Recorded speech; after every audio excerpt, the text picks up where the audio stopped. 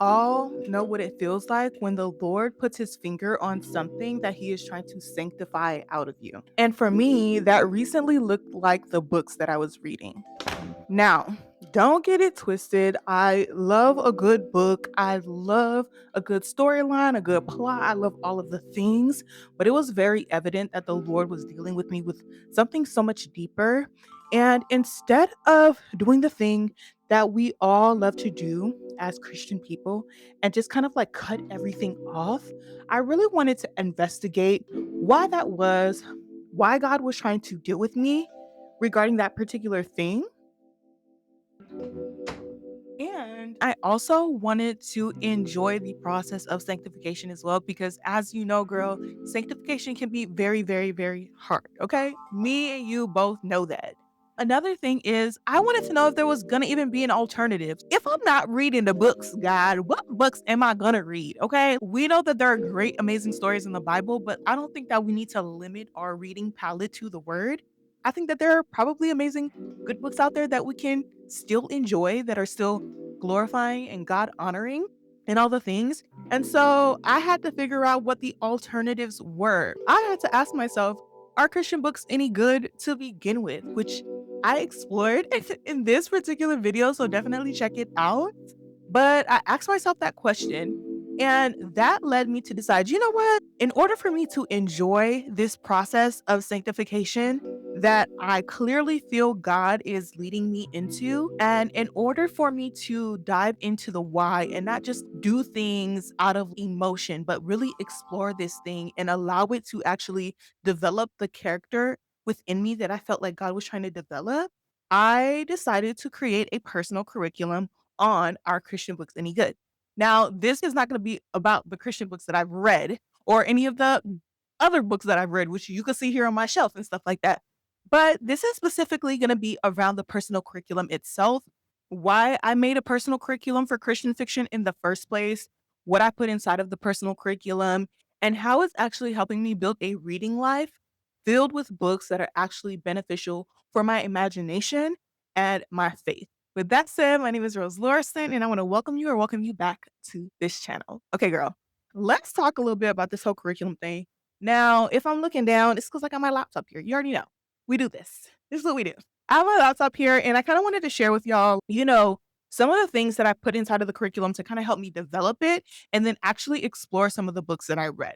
So, one of the first things that I did was kind of figure out what was the subject of this whole thing. Maybe the better thing to do here is to first tell you what a personal curriculum is. And a personal curriculum is a self directed learning plan that is built around your unique interests. And what I really wanted to do here is not just build this curriculum around my interest, which is reading, but go a little bit deeper and build it around the thing that God was trying to sanctify within me, which is like, how do I ensure that reading is still God glorifying, right? How do I ensure that what I'm consuming is still good to my imagination, my mind, and it doesn't move me away from the things that God desires for us to think on things that Philippians chapter 4, verse 8 tells us, right? Whatever is true, honorable, just, pure, lovely, commendable, to think about these things. Like, how can I make my reading life resemble more of that? And so the first thing that I did when it was like time for me to start building this whole curriculum thing together was to really kind of create a subject. Okay. I decided to call my subject, Are Christian Fiction Books Any Good? Because to be quite frank with you, that was the question I was really wrestling with at that time. That was the question that would determine whether or not I was going to give up some of these books that I was reading, as you can see. And so I was like, okay, that's going to be the subject. And literally, the main goal, the objective here is to simply allow myself to discover other Christian books. And it's interesting because, like, I've heard of so many Christian books and so many Christian authors, but I never really gave them a chance because, in the back of my mind, I definitely felt like there was a little bit of corniness involved. Sometimes we can be a little bit corny. I often think about Pure Flix. I don't know if you guys ever heard of that, but Pure Flix was like real, real, real corny. It's hard to sometimes find good Christian content that isn't corn, and that's actually good. and quality, and the story is interesting, and the plot is good, and the characters are it, you know? I didn't want to have to give up good plot, good storyline, good world building for corny reading. And so that was the main question that I built my subject around. With that, once I identified what the subject really was, I then made a little overview for myself where I wrote down exactly why that subject mattered and what I hoped that it could become and what progress could look like as I was navigating this curriculum or this sanctification process. So, why it mattered was really simple. I'm just going to literally read what I wrote down. And it was that I wanted a reading life that honored the convictions that God was giving me. I wanted stories that could still nourish my imagination and still give me something meaningful to think about and still be genuinely good to read and enjoy. Like I said, I did not want to let go of good books and then tap into pure flicks books. No, ma'am, no, Pam. I was not trying to do that. And I think that we have to be a little bit more honest about these types of things as Christians. This reminds me of what I said in another video. Just because you put Jesus on something does not automatically make that thing good. God does not want you to just make shoes and then put his name on it. He wants you to make good shoes. Okay. He wants you to make good shoes. And so it was really important for me to find reading, Christian authors, clean books, even. So, not just in the Christian space, but just clean books in general that were actually good. What it could become was a little bit bigger than that. So, I really hope that I could discover clean authors that I actually like and build a list of books that would feel good for me to recommend to other women. And then I gave myself a picture of progress. So at that time, progress looked like choosing cleaner books, right? So even if I would go to Barnes and Noble or go to the library, I would browse the shelves and everything like that. And I would allow myself to pick up regular books too, secular books as well. But I had to at least come out with one Christian book. Okay. I had to come out with at least one Christian book every single time I went to the library, especially. So that was like one of the ways in which I was trying to progress in this. After that, every book I read got added to a resource table, which I'm showing on the screen here. You could probably already see it. Every resource had its own basically page within Notion.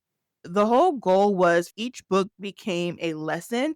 That way, after I finished reading the book, I would be able to kind of like really synthesize my thoughts and my feelings toward the book. So, for example, one of the number one books, the first book that I read that was a Christian book, was Francine Rivers' Redeeming Love. This book, girl, was so good. Okay. This was such a good book. And it became one of the very first lessons within my personal curriculum. And my lesson objective with this particular book was literally to see whether I could even get into it in the first place. Especially being that this was, like, historical fiction. I ain't never in my life read historical fiction a day well, probably in school and stuff like that, but for pleasure, for leisure? No, ma'am, no, Pam. Did not happen. Definitely a big fantasy girl, as you can see. I mean, all the I don't have all the Twilights here, but I read all the Twilights in in middle school. Iron Flame, you feel me? ACOTAR, you know what I'm saying? So all of that, I love a good fantasy moment. But I was like, "Where can I even start?" Decided to go with Redeeming Love by Francine Rivers, which is so interesting because, like, why did I do that? Why didn't I just tap in with some type of Christian fantasy? Anyways, Holy Spirit knows what he doing. Yeah. And so, okay, I went into that. I wanted to see whether or not I could get into Christian fiction. And that was just very simple for me. That was the whole objective of the thing. I wanted to see if I could get through a book in the first place. And so within every single lesson, I use the same few prompts.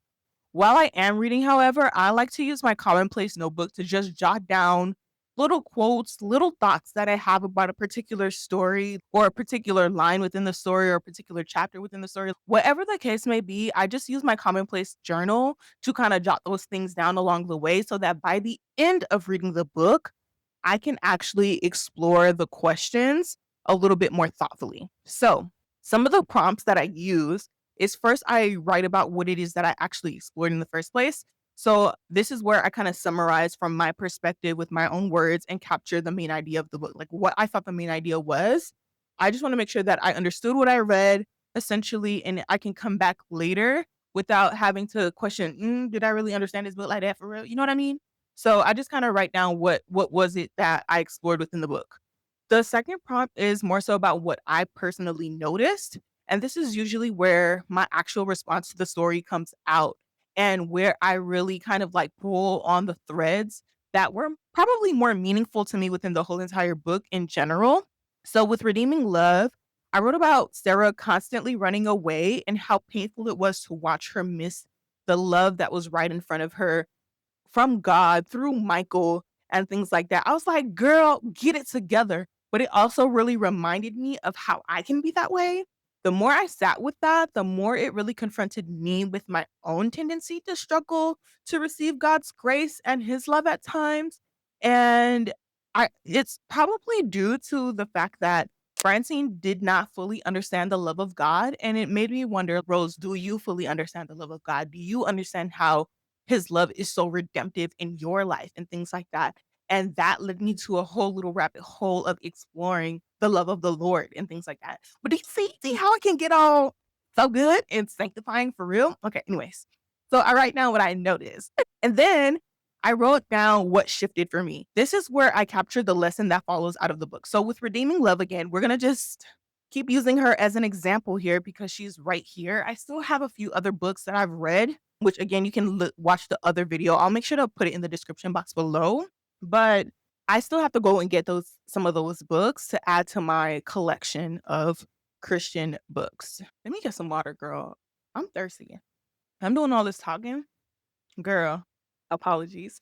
So, redeeming love, what shifted for me when it came to redeeming love is that it showed me that I could enjoy a story that pulled me into a whole different world while also giving me something meaningful to carry into my real life. And the reason as to why I said it like that is because I love the escapism that happens when you're reading a book. Fight me. Fight me. I'm sorry. I'm sorry. It's just the reality of it. I love the escapism. Okay. I love jumping into a whole new world. Okay. I love it. It's fun. Okay. I love going into a new world. I love being a fly on the wall in these people's lives. Okay. And so I appreciated that redeeming love allowed me to experience exactly that, what I really love within reading. But also, it still gave me something meaningful that I could bring into my real life. There was so much practicalness in this or relatability in it too, where I could see myself in Sarah or I can see myself in Paul. Ugh, crusty Paul. I can't stand Paul.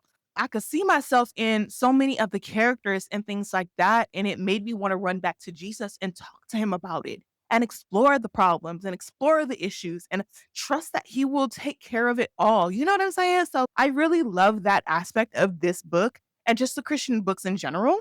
And it made me more hopeful about Christian fiction. And it helped me to see that reading can still be imaginative, emotional, experiential, beautiful, and deeply connected to my faith, which is obviously the whole point of this whole thing. Finally, I kind of leave myself something small to try. I like practical stuff. I like a practical thing. Clearly, I do because I turned this whole sanctification thing that God was trying to develop in me into a whole personal curriculum. Clearly, I'm a practical gal. Okay. So, something small I wanted to try is basically finding a way to respond to what I learned, even if it was something very tiny. And so that could be something about reading a scripture passage, writing out a prayer, having a conversation with somebody, paying attention to a pattern in my own life, or simply talking about it with other people and things like that. For me, when it came to redeeming love, I shared this with my sister, and my sister loves this book. So this was a great opportunity for me to disciple somebody else. And not only that, like within the journey of just navigating whether or not Christian fiction is actually good, I created a whole YouTube video about it. And the girls are coming out the woodworks. Hey, girls. The girls are coming out of the woodworks who, like, love the kinda take that I had on the video and love the approach to the content and things like that. And so, that was, like, that one little small thing that I could try from this subject matter of whether or not Christian fiction is good.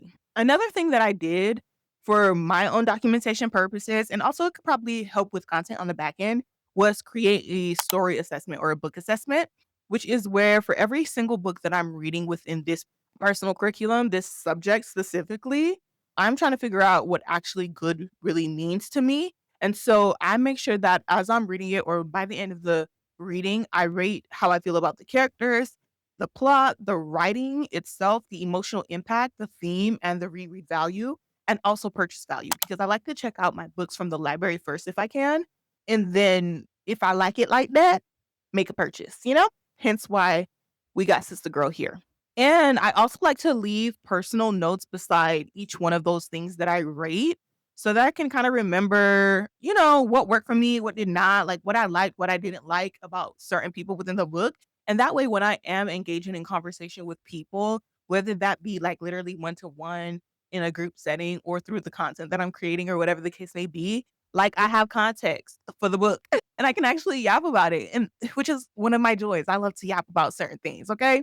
And so all of that information tells me something about the book that helps me further the sanctification that's happening or the sanctification that the Holy Spirit is doing in me, but also really helps me to actively engage with the sanctification process without making it so painful. Like it will be painful. It is not easy. Day by day, this is a sanctification journey. Like it's still hard for me to not pick up certain books and things like that. But the more and more I participate in it and actively engage with whatever it is that God might be teaching me at any given moment, specifically when it comes to whether or not Christian books are good, the more and more I'm open to whatever the Lord has, the more and more I'm open to the character development that God is trying to do in me, the more and more I am open to dying to myself so that He might be glorified. Like more of that is happening. And it's not in this like painful, super duper painful way. It's not 100% fun, but it's fun. I hope you get it. Anyway, now I will say this that this whole curriculum, this particular curriculum, on whether or not Christian fiction is actually good, is still growing. It's still going. I'm still exploring Christian fiction books. So if you have any recommendations, please leave them in the comment section down below. But I just want you to know that it's still growing. And I think that that's the beauty of using a personal curriculum for your sanctification journey. The sanctification journey is literally never ending, girl. You are never going to reach the completion of your sanctification until Jesus Christ comes home. There are certain things that God will develop within you. And that's one level of that thing. But in another season, there's another layer to that God might want to develop within you. And I find again that using this personal curriculum method helps you to engage with it honestly. And it helped me to really engage with it. This is why I say that it's not done. It's still growing because there are so many other Christian books that I desire to explore and to continue to explore because I feel like every single book that I engage with, whether I like it or not, is going to give me something, give me very much something to push me further within that sanctification journey. And I think the part that feels the sweetest to me is that I still get to enjoy reading good books. I'm still getting lost in the stories. I'm still falling in love with genuinely good characters that piss you off or make you love them. I'm still enjoying the books that I'm reading. The biggest difference is that I'm more thoughtful about what I'm reading. I'm more careful about what I'm reading. Right now, you see my bookshelf. You see some of the things that are on my shelf right now. And this is just what it is for right now because this is what my reading life was like.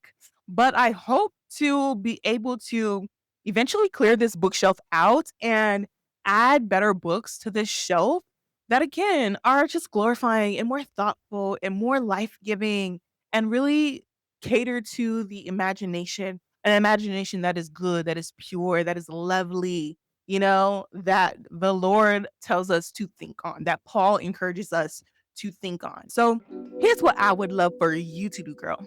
Like I said before earlier in the video, definitely leave a suggestion in the comment section of a Christian fiction book that you've read, that you've loved, that you would want to recommend. I'm gonna make sure that I add it to my TBR. And also, your feedback is something that other girls who are watching these videos and stuff like that can actually pick up on too. They can add these books to their TBR. So definitely leave your recommendations in the comment section down below. And if there's something that God has been like bringing to your attention lately, that He's been pressing on within you, that He is trying to develop within you, maybe consider doing a personal curriculum around it so that you can actively engage with that process.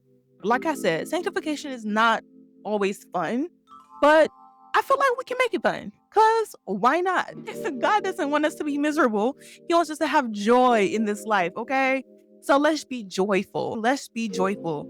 If you're into doing the personal curriculum thing, all I suggest is, discover what your subject is going to be based off of this thing that God is trying to sanctify in you and create a home page for that, like a home space for it. I'm a big Notion girl, as you can see. And just use that as a means to actively engage with this process. With that said, girl, my name is Rose and I love you with the love of Christ. And I can't wait to see you in the next video. TTYL. Oh, by the way, if there's a video that you want me to watch, let's say how to build a personal curriculum or something like that, let me know because I'd be more than happy to create a video regarding that. Okay, now with that said, I love you with the love of Jesus, and I will see you within the next video. TTYL.